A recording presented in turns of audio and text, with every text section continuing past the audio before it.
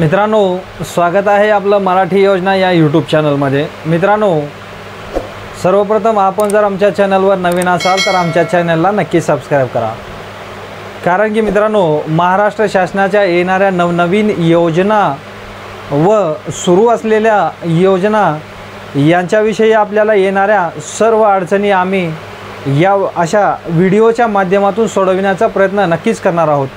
मित्रांनो, आजच्या या व्हिडिओच्या माध्यमातून मी आपल्याला ई श्रम कार्डमधील आपली काही माहिती जर चुकीची झाली असेल, ज्यावेळेस आपण ई श्रम कार्ड बनवत होतो त्यावेळेस आपला ई श्रम कार्डमध्ये काही माहिती चुकली, जसं की अकाउंट नंबर, IFSC कोड किंवा आपण करत असलेला व्यवसाय किंवा आपण निवडलेला व्यवसाय याच्यामध्ये जर काही चूक झाली असेल तर तो आपण कशा प्रकारे आता अपडेट करून व दुरुस्त करून घ्यायचा हे या व्हिडिओच्या माध्यमातून मी आपल्याला दाखवून देण्याचा प्रयत्न करणार आहे। मित्रांनो, चला तर मग व्हिडिओ सुरू करूयात।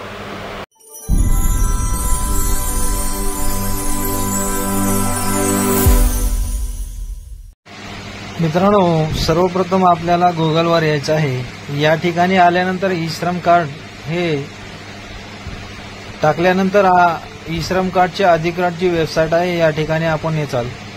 या ठिकाणी आल्यानंतर रजिस्टर ऑन ई श्रम कार्ड याच्यावर आपल्याला टिक करावं लागणार आहे। इथं टिक केल्यानंतर मित्रांनो पुढे डिजिटल सेवा लॉग इन याच्यावर आपल्याला टिक करावं लागणार आहे। याच्यावर टिक केल्यानंतर आपल्याला पुढे CSC ID व पासवर्ड टाकून खाली कॅप्चा कोड टाकून आपल्याला लॉग इन करून घ्यावं लागणार आहे। लॉग इन करून घेतल्यानंतर मित्रांनो अशा प्रकारचा इंटरफेस आपल्याला दिसणार आहे। या ठिकाणी आल्यानंतर आपल्याला UC रजिस्टर याच्यावर क्लिक करायचं आहे। त्यानंतर पुढे आपल्याला आधारला जो रजिस्टर मोबाईल क्रमांक आहे तो क्रमांक आपल्याला या ठिकाणी टाकावा लागणार आहे।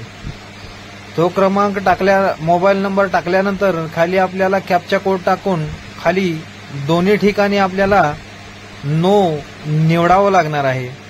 हे निवडल्यानंतर मित्रांनो आपल्याला सेंड OTP याच्यावर क्लिक करावं लागणार आहे।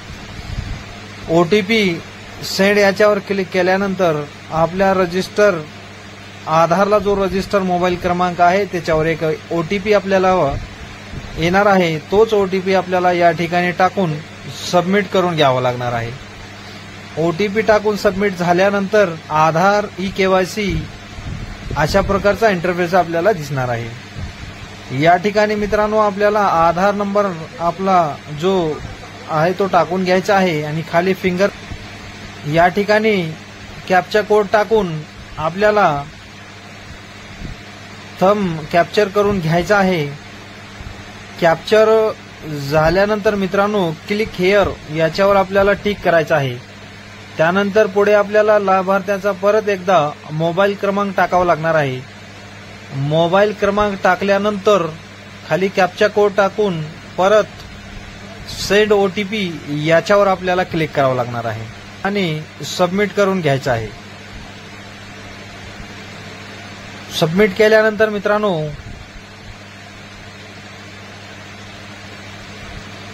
पुढे आपल्याला अपडेट प्रोफाईल युजिंग आधार म्हणजेच आधारनुसार आपली प्रोफाईल अपडेट करण्यासाठी आपल्याला या ठिकाणी आपला आधार क्रमांक टाकावा लागणार आहे। खाली फिंगरप्रिंट याच्यावर टिक करून आपल्याला कॅप्चा कोड टाकायचा आहे। कॅप्चा कोड टाकून परत एकदा लाभार्थ्याचा अंगठा आपल्याला कॅप्चर करून घ्यायचा आहे। कॅप्चर झाल्यानंतर कॅप्चर सक्सेसफुली आपल्याला दिसणार आहे। त्यानंतर पुढे आपल्याला व्हॅलिडेट याच्यावर क्लिक करायचं आहे। व्हॅलिडेटवर क्लिक केल्यानंतर मित्रांनो पुढे आपल्याला अशा प्रकारचे आपले पर्सनल इन्फॉर्मेशन आपल्याला दाखवणार आहे। या ठिकाणी अपडेट फॉर eKYC याच्यावर आपल्याला क्लिक करायचं आहे। या ठिकाणी आल्यानंतर अपडेट प्रोफाईल याच्यावर आपल्याला टिक करून या ठिकाणाहून आपण आपल्याला जो आपली माहिती अपडेट करायची आहे ती आपण या ठिकाणाहून अपडेट करून घेऊ शकता। मित्रांनो, याच्यामध्ये जर आपलं काही चुकलं असेल, ॲड्रेस किंवा बँक अकाउंट इतर कोणतेही माहिती हे जर चुकीची झाली असेल तर आपण या ठिकाणाहून अपडेट करून घेऊ शकता। इन्फॉर्मेशन अपडेट झाल्यानंतर आपलं ई श्रम कार्ड हे डाउनलोड करून घेऊ शकता।